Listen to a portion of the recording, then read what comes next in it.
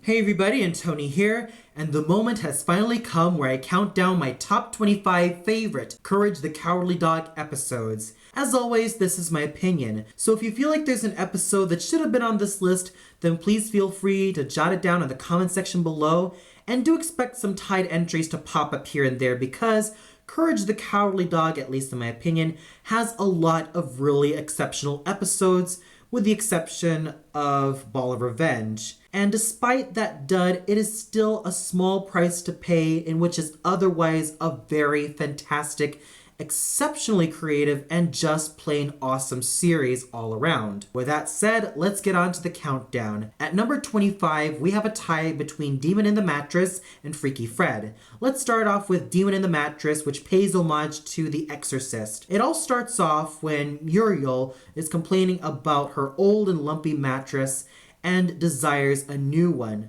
Thus, she calls up a really mysterious company who managed to deliver said mattress, but this mattress has a very ominous secret.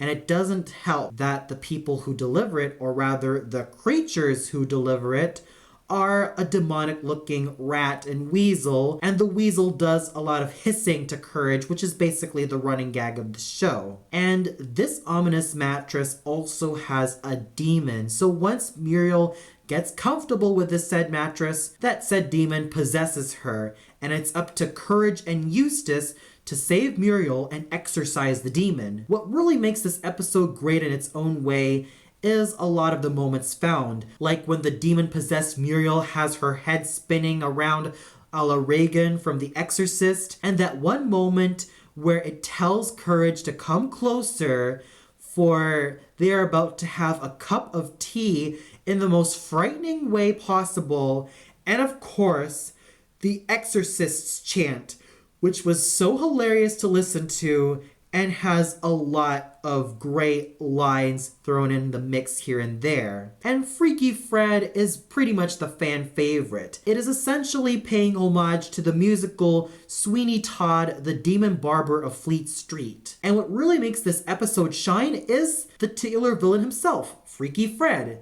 This guy has a huge, unnatural obsession with shaving people's hair and animals' fur. I mean, he's just so obsessed with it that his major quirk is having this small voice in his head say a lot of rhymes, and at the same time we hear this eerie children's chorus, which is basically Freaky Fred's theme. And that said theme is so haunting that it might give you nightmares, and you probably won't sleep a wink for quite some time. I did place this episode quite low because of a few reasons. One is that Eustace pretty much started this whole thing in Freaky Fred by locking Courage up in the bathroom along with Fred, and he does nothing to save them, and he just goes about minding his own business without getting any comeuppance from anything. But at least in Demon in the Mattress, he does get his comeuppance, even though he did try to help out Courage and save Muriel. But also the fact that Muriel just doesn't seem to recognize that these two delivery rodents are bad news just kinda dropped this episode down a bit. But despite those said little flaws, they're just small dents in what are otherwise really great episodes, and they're very much worth a watch, especially if you're a fan of The Exorcist or Sweeney Todd, or both. Number 24 has to go to Little Muriel, and this has a pretty bizarre premise, much like a lot of the Courage the Cowardly Dog episodes. It all starts off on just any normal day, and there is a weather forecast stating that there's going to be a freak tornado. And that freak tornado happens, and Muriel is sucked in this said tornado, all the while Courage is trying to rescue Muriel. But this said tornado turns Muriel into a 3.5-year-old little girl who is so hyperactive and quite huggable and is such a bundle of joy. The major highlight for this episode definitely has to be the cheese and macaroni scene, in which it plays itself so well in terms of how Courage and little Muriel bounce off of each other so wonderfully. I mean, here is poor Courage trying to keep hyperactive little Muriel under control, and he just seems to be quite exhausted doing so. So overall, I have to say that Little Muriel is a definitely solid watch. And I also have to give credit to Kath Soucie, one of my all-time favorite voice actresses, who embody Little Muriel with her signature charm and just that lovable nature that she managed to infuse in this little bundle of joy. Number 23 has to go to Mega Muriel the Magnificent. In this episode, Courage has a little spat with his computer, and the computer definitely sells it in this episode. Yes, the computer is mostly seen as a side character, a la reoccurring side character, because of the fact that he is constantly there helping Courage every time he's in a sticky situation, all the while being a deadpan snarker and kind of a douche from time to time, but he's a very lovable douche. And this definitely has to be his finest hour yet. The computer, who was absolutely fed up with his bickering on Courage, wants to take on human form. And during a freak rainstorm, the computer comes to life and at first tries to possess Eustace, but because of Eustace's thin and bony body, it doesn't work out well initially until he decides to transfer all of his energy to Muriel, thus making her a lot more invincible, mostly due to the fact that she has a lot of bodily mass. And through this new body, she's able to do a lot of crazy stunts, which then worries poor Courage. So this episode really does show the computer in a major role. And I'm not going to spoil the ending, but let's just say that it's quite touching and really gives a lot more dimension to the computer. At number 22, we have King Ramses' Curse and Night of the Weremole. I put these two together because they're pretty much my most favorite episodes when it comes to supernatural beings, mostly on the traditional side. In King Ramses' Curse, we have a ghost in the form of King Ramses, and in Night of the Weremole, we have a weremole. He's essentially supposed to be a parody of a werewolf, but nonetheless, he's still that frightening despite his small size. Starting off with King Ramses' Curse, this is yet another fan favorite. It starts off with two literal cat burglars escaping with the slab of King Ramses, and on the slab contains three plagues: the plague of the flood, the plague of really annoying music, and the plague of locusts. And Eustace is so stubborn in his goal not to give the slab back to King Ramses' ghost, as he knows that there's going to be a lot of fortune in store for him. And what makes this episode awesome are the immortal lines, "Return the slab or suffer my curse," which has become so iconic, making this episode one of the fan favorites aside from Freaky Fred. And the plagues were absolutely wonderful in terms of their scale and in terms of just how creative these people are. Yes, the plague of really annoying music was kinda silly, but despite that, this is a very wonderful episode in terms of its scale and in terms of its very iconic antagonist, King Ramses himself.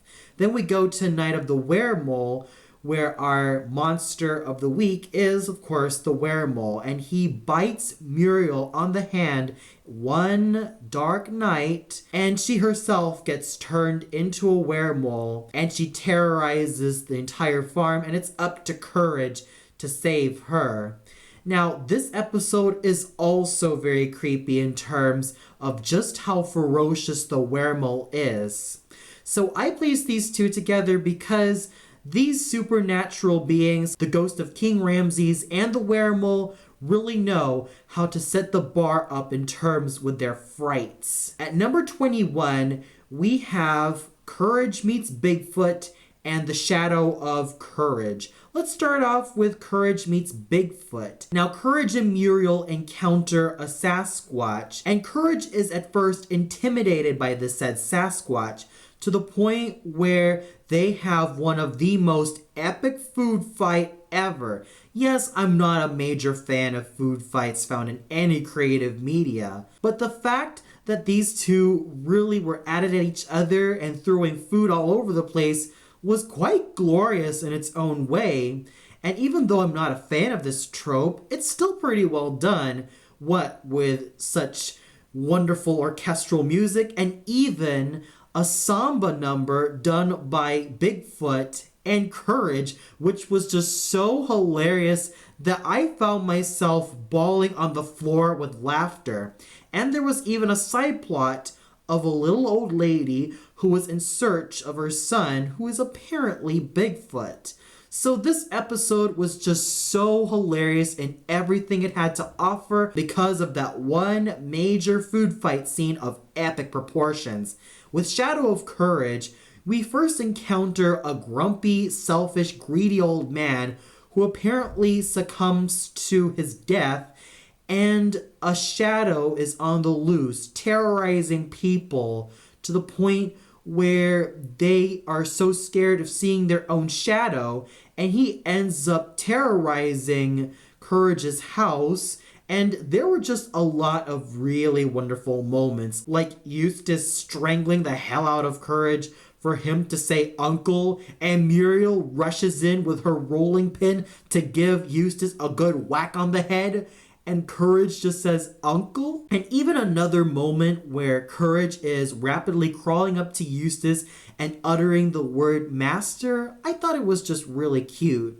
So both of these episodes were not only hilarious, but surprisingly touching and just so full of heart, and it's just in the right place with these wonderful episodes. At number 20, we have So in Love Are We Two. This has got to be a very fun episode because of the fact that we get really superb chemistry with an unlikely couple in the form of the Mona Lisa and the Thinker. In fact, this episode shines in the fact that it plays itself like a slice of life romantic comedy. And yes, I am kind of a big sucker of this type of genre, so this definitely plays itself very well as we see two unlikely protagonists in the form of the Mona Lisa and the Thinker just having a little bit of a fling with each other as the museum closes and once they come to life. And there are a lot of great references to all the classic paintings, which makes this episode also intelligent. So yes, this episode really does shine in terms of its story, and it's not like any other Courage the Cowardly Dog episode, as it's not scary, it's not overly frightening, but it manages to have a certain surreal feel in terms of its romantic comedy elements and how they manage to play off of it wonderfully. And it's just quite unique in terms of its execution. I really recommend this, especially if you are a fan of romantic comedies or if you just really love to see an oddball pairing happening between these two really wonderful characters. At number 19, we have Club Cats and A Night at the Cat's Motel, because these two feature Cats, who is very much a fan favorite in terms of Courage's Rogues Gallery. And what makes this antagonist so endearing in his own special way is that he is the total opposite of Courage. While Courage is jumpy and at the same time very agitated and just overly expressive as a character, Cats is quiet, cool, calm, collected, and deadly precise, which makes this character all the more intimidating, especially considering the fact that Paul Scheffler also gives Cats his signature debonair yet diabolical tone, making him very intimidating and all the more suave once you get to know that you cannot across this character's swords at all. And it's no wonder why Katz has become one of the most famous antagonists to Courage. He's suave, he's collected, and at the same time, quite nasty in a very subtle manner. And he's not all out in the spotlight, but just someone who is quite the creep that you do not want to mess with. Let's start off with his debut episode and the very first Courage the Cowardly Dog episode, A Night at the Cat's Motel. Now, what you can tell from this episode is that this episode does borrow heavily from the classic thriller film Psycho, like the name of the motel. In the original Psycho film, it's known as the Bates Motel, and even the iconic shower scene. And it does play itself really well when it comes to the references. And this is also not only a great introduction of the weird and crazy world that we're going to get into with Courage the Cowardly Dog, but also a great debut of who has to be one of the greatest villains to grace the screen in this wonderful TV show. The episode starts off with the Bags and Courage making a visit at the Cat's Motel. The Bags are totally oblivious to the fact that something might happen to them, but Courage knows that something terrible will happen. And let's just say that the climax occurring between Katz and Courage is quite intense and will leave you so excited and will make you anticipate who gets to get out alive and many other crazy and exciting things happening in terms of the said climax. Additionally, it also helps the fact that Katz also has his own theme music, and while it's not overly orchestral or bombastic, it's sleek, it's smooth, and it has this sense of subtle menace, which is just so rewarding, and it's quite the earworm. And then we move on to Club Katz, where we are reintroduced to our favorite red cat antagonist, and this time he owns a club. And let's just say that there are a lot of weird things happening with people turning into certain appliances. And this even freaks Courage out, as Katz even has Eustace and Muriel participate in a gladiators arena, with Eustace being a wrecking ball and Muriel being a washing machine. And let's just say that what happens to Katz after this episode, well, let's just say that he kinda has a few pegs knocked down. So overall, these two were definitely my favorite Katz episodes, and they just show you how much of a great villain Katz really is. At number 18, we have the Great Fusilli. Now, what makes this episode for me is Jim Cummings as the Great Fusilli. Now, what more can I say about Jim Cummings? This gentleman is awesome at everything he does. He is one of the most versatile voice actors when it comes to Western animation, and he really knows how to infuse that sense of strange charm and menace to the Great Fusilli. The Great Fusilli is a traveling director who is looking for fresh talent to star in his new play, with the audition lines being, "How now, brown cow?" And the imagery of the puppets is also very unsettling. And once you get to know Fusilli's plans for Eustace, Muriel, and Courage, then you would want to shit your pants off once you know that he's got something in store for our protagonists. And the ending, while hilarious at first glance, does come off as quite disturbing in the next few glances. And I'm not going to spoil it right there, but please just watch. And especially what happens to Fusilli, you might as well just watch. It is a definite must watch, and you will never look at puppets the same way again. At number 17, we have a three-way tie. Journey to the Center of Nowhere, The Ride of the Valkyries, and The Gods Must Be Goosey. Now, these three episodes feature one great piece of music, and that is, of course, Richard Wagner's The Ride of the Valkyries from Die Walküre. Now, in terms of how they were used absolutely wonderfully. Now, in terms of Journey to the Center of Nowhere, they were basically used for the Eggplants' theme. In The Ride of the Valkyries, they were obviously used for the Valkyries. And of course, in The Gods Must Be Goosey, they were basically used for the Goose God in order to woo Muriel, and Courage in order to convince Muriel that she is Eustace's wife. These three episodes also have a fair amount of really bizarre plots. With the Journey to the Center of Nowhere, we have a horde of eggplants who are so sick and tired of being eaten by Muriel. They are so sick and tired of being cooked up, and they're just fed up. And this also has to do with the B plot of a drought happening in the middle of nowhere. And it's up to Courage to assuage the eggplants' anger against Muriel, and at the same time trying to save Muriel's hind against the eggplants. Now, in terms of The Ride of the Valkyries, it also has a very crazy and bizarre plot, with the Valkyries looking for their fourth sister, Brunhilde. Yes, in this universe, there are 3 Valkyries instead of the overall 9 Valkyries that we'd usually expect from the original source material. And they're basically looking for their sister while belting out The Ride of the Valkyries.